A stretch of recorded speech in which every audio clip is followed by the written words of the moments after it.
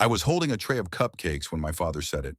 It was Ava's graduation party, my niece, the family golden girl. The backyard was strung with those little white lights, and the smell of pulled pork and beer drifted through the air. Everyone wore pastel, like we were all auditioning for the same Hallmark special. Ethan stood next to me, hands in his pockets, head low. My son, 16, tall, brilliant, quiet, always quiet. He was watching the string lights flicker across the pool when my dad raised a glass and said, "To our Ava, first full ride Ivy and the family. She's gonna make the Parkers proud." The Parkers, as if Ethan didn't share the name. I smiled. That's what I do at these things. Smile, nod, pretend it doesn't sting, play the we're all family game. I leaned in a few minutes later and asked gently, "Dad, does Ethan get a slice of the college fund too?" He didn't even look at me, just popped a bite of coleslaw into his mouth and said, through the chew, "Why waste it on him?" Those 5 words split something clean in me, not because they surprised me, God, I wish they did, but because of how casually he said them, like they were fact, like it made perfect sense. Ethan being raised by a single mom, by me, meant he wasn't worth the investment. I didn't argue, didn't raise my voice. I didn't even look at Ethan. I just turned back to the cupcakes, smiled like nothing happened. That night, Ethan didn't say a word. He just went up to his room and closed the door. When I passed by a few hours later, I heard him typing.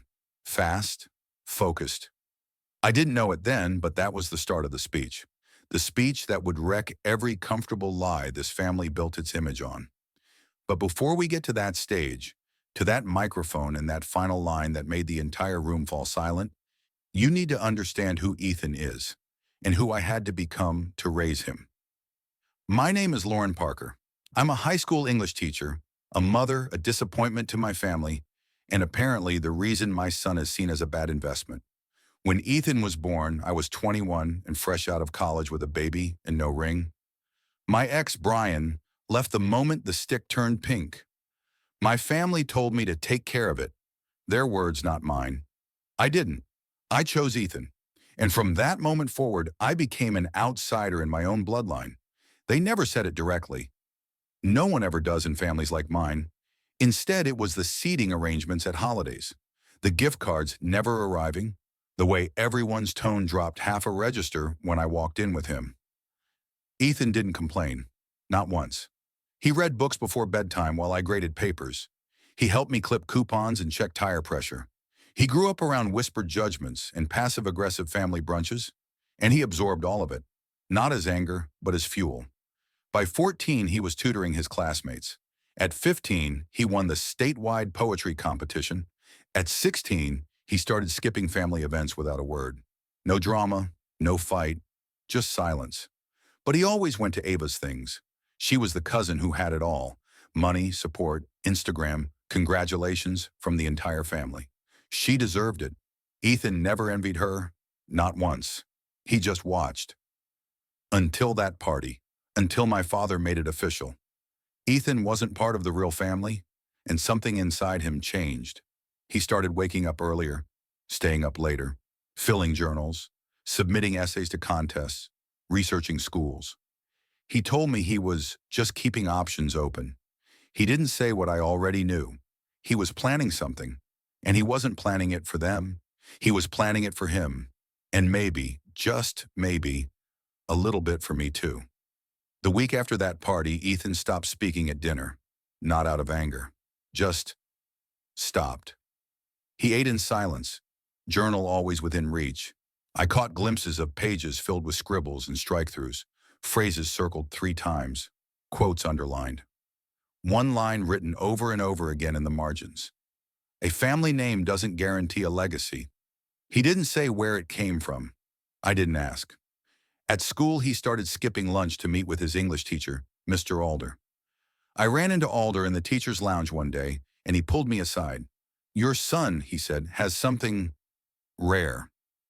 He doesn't just write, he bleeds onto the page." I blinked. "That sounds painful." "It is," Alder said. "But it's beautiful, too." That night I found an envelope on the kitchen table.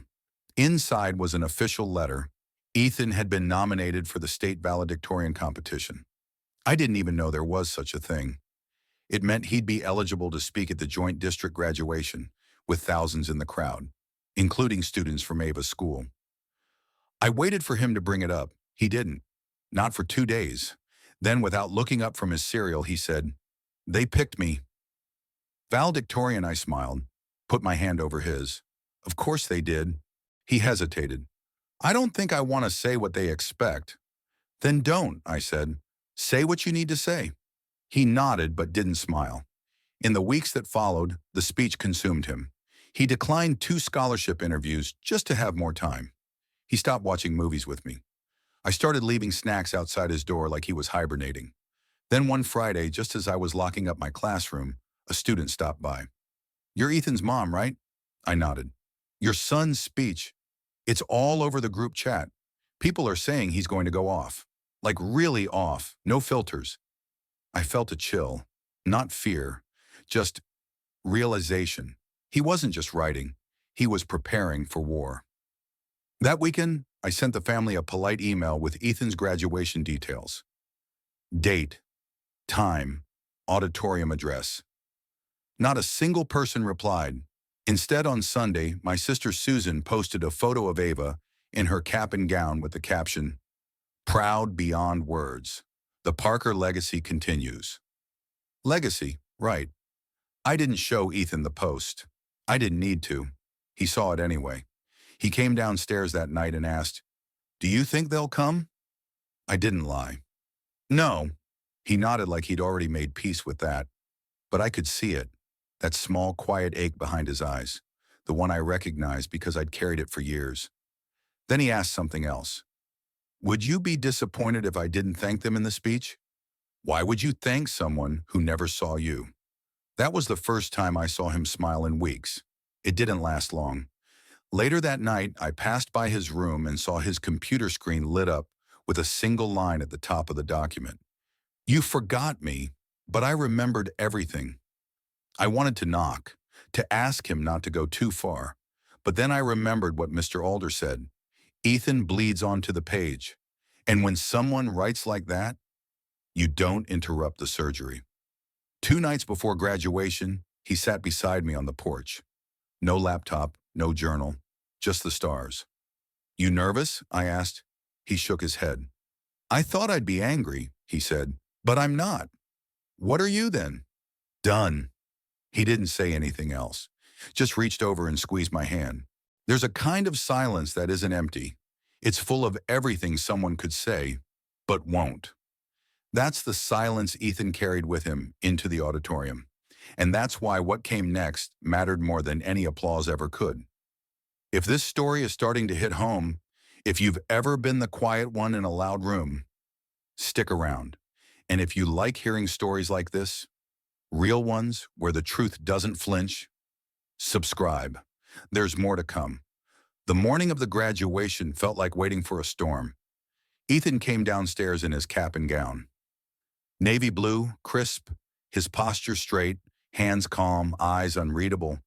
He looked older than 17, older than most grown men I knew. "You look," I started. "Like someone who's already gone," he said. We drove in silence. The parking lot outside the auditorium was packed. Families hauling flowers and gift bags, younger siblings buzzing around in dresses and clip-ons. And then there was us. Just us. Until I saw the car. My father's. Of course. He brought them. Jason in his sunglasses. My sister Susan in her gold necklace with Ava's initials. My brother Tom with that same blank look he always wore when he didn't want to pick a side. They were all there. 3rd row, center. Like they'd earned front seats to a story they never read. I didn't point them out to Ethan. He saw them anyway. He didn't flinch. Backstage, the coordinator handed him the printed version of the approved speech. He folded it once, then again, and quietly placed it in the trash. He pulled a small, worn journal from his coat pocket, flipped to a marked page. "I'm proud of you," I said. He didn't answer. He didn't need to. When his name was called, the auditorium clapped politely. When the principal read his GPA and scholarship list, There were scattered murmurs, a few gasps. He was the most awarded student in the district. I watched my sister's face shift. She didn't know half of it. Ethan walked to the mic, slow and sure, like he was counting every step. He didn't clear his throat or fidget. He opened his journal. He began. At some point, he said, you realize applause isn't always meant for you. Sometimes it's just habit. Sometimes it's noise. Today, I'm not here for applause. The room stilled. Parents leaned forward. I was told once, he continued, that I wasn't worth the investment, that because I came from a single-parent home, I'd never amount to much, that I was a waste, a shifting, quiet but sharp. Heads turned. I saw Jason freeze. I want to thank the people who didn't believe in me, Ethan said. You taught me something invaluable. Silence has weight, and I carried it. Every ignored birthday, every missing seat at Thanksgiving, every time someone said, we're so proud of Ava, and forgot I was in the room. Susan blinked. Tom leaned forward. My father didn't move. Ethan's voice didn't waver. See, the funny thing about broken homes is they grow strong people. People who don't crumble just because the room goes quiet when they enter. People who learn to clap for themselves. Someone in the back let out a breath that sounded like a sob. I wasn't raised on praise. I was raised on observation. I watched my mother work 2 jobs and still make time to read me poetry. I watched teachers look past me until I made them look twice. And I watched a family smile through gritted teeth while pretending I wasn't theirs. He paused and looked at them, directly. The third row didn't shift, didn't blink. It was like watching statues realize they were being painted. Ethan flipped a page. There's something powerful about being forgotten. It makes you remember everything. It makes you pay attention. And when the time comes, it makes you ready. He leaned slightly forward. His voice softened, but it cut deeper. Today, I speak not for the legacy I was denied, but for the one I'm building. I felt something burn behind my eyes. I'm not a side story. I'm not an exception. I'm not Ava's cousin or Lauren's kid or the one from the broken home. I'm Ethan Carter, full scholarship, published writer, son of a woman who gave me everything no one else would. The applause started too early. He raised a hand. It stopped. I'm not done, he said gently. And then the room froze. He looked down, took a breath, and said, to everyone who chose silence over support, don't worry, I heard you. And then, everything you built, your image, your comfort, your lie, it won't survive what comes next. A full second of stunned silence. 2, 3. Then someone clapped. Then another. Then the room exploded. Not polite, not restrained. Real. Roaring. Raw. The principal tried to step in. Too late. Teachers stood. Students screamed. Phones came out. People were already typing captions. But I only looked at the third row. My father was pale, still, his mouth tight. He looked like someone trying to remember a different version of events. One where Ethan didn't become this. Susan? She blinked, furiously, then glanced at Ava. Even she had her phone out, recording, smiling. Jason? He sat stone-faced, arms crossed. Good. Let him. After the speech, Ethan didn't wait for applause to fade. He stepped off that stage, walked down the side aisle, past rows of families clapping for someone they never really saw. He didn't look at them, not even once. I met him outside by the trees. He looked lighter, not joyful, not proud, just free. Ready to go? I asked. Yeah, he said, like he'd just finished something sacred. We drove home in silence again. This time it wasn't heavy, just quiet. The kind of quiet that follows storms, when all that's left is clean air and things that matter. The messages started an hour later. First one was from Susan. Wow, that was intense. Wish we'd had a heads up. Then Jason. Way to turn a graduation into a drama fest. Real mature. Then my father. Just 2 words. He's angry. I didn't respond. I didn't need to. Because this story was never about their comfort. That night, someone uploaded the full speech to YouTube. Within hours, it hit 100,000 views. The caption read, "Student destroys his family with graduation speech." Not what Ethan would have called it, but accurate. The next day I found him in the kitchen, flipping pancakes like nothing had happened. "You good?" I asked. He shrugged. "Yeah, better than I thought." And then, for the first time in days, he smiled. A real one. "I got an email from the Northwestern rep. They saw the video." I froze. "What did they say?" "They said they don't just want me as a student. They want me as a speaker for the freshman convocation." I had to sit down. That afternoon, he opened a letter from a small national foundation. They'd seen his writing portfolio. Someone had forwarded the speech to them. They offered him a full ride plus a mentorship grant. More money than the family fund ever promised. Funny how strangers can recognize value your own blood misses. 2 weeks later, we were packing for college. 2 duffel bags, 1 laptop, a journal, and a signed printout of the final draft of his speech, framed, sitting on top of everything else. I asked if he wanted to leave it behind. He shook his head. "Not for them," he said. "For me." The night before we left, we sat on the porch again. He asked, "You think they'll talk to us again?" I thought about it. "They'll try, but not for the right reasons." He nodded slowly. "Will you let them?" "I'll follow your lead," I said. He looked up at the stars. "They didn't break me, you know. They tried, but they didn't." "I know. Do you think they know now? Does it matter?" He laughed just once, and it sounded like a beginning. When we got to the campus, he didn't want a long goodbye, just a hug, a long one. "You did good," he said quietly. "No," I replied. "You did." And then he disappeared into the crowd of new lives, new people, new eyes that hadn't been trained to look through him.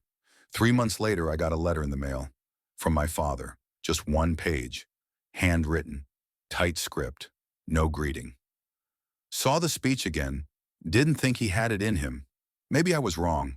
Hope he's doing well. No apology, no ownership. Just that.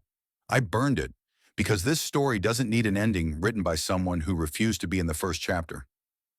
That night Ethan called. He'd just finished speaking at his first university event. The room was packed. "How'd it go?" I asked. "They clapped," he said, then paused. "All of them," before I even finished. And then, after a beat, "Everything they built, it's gone, isn't it?" I didn't answer right away, but I smiled. "Yes," I said. "Gone in 10 minutes. If you felt something during this story, if you've ever been erased, forgotten, underestimated, remember this: truth doesn't need permission to be powerful." If you want more stories like this, subscribe. We don't just tell stories here. We make sure they're heard,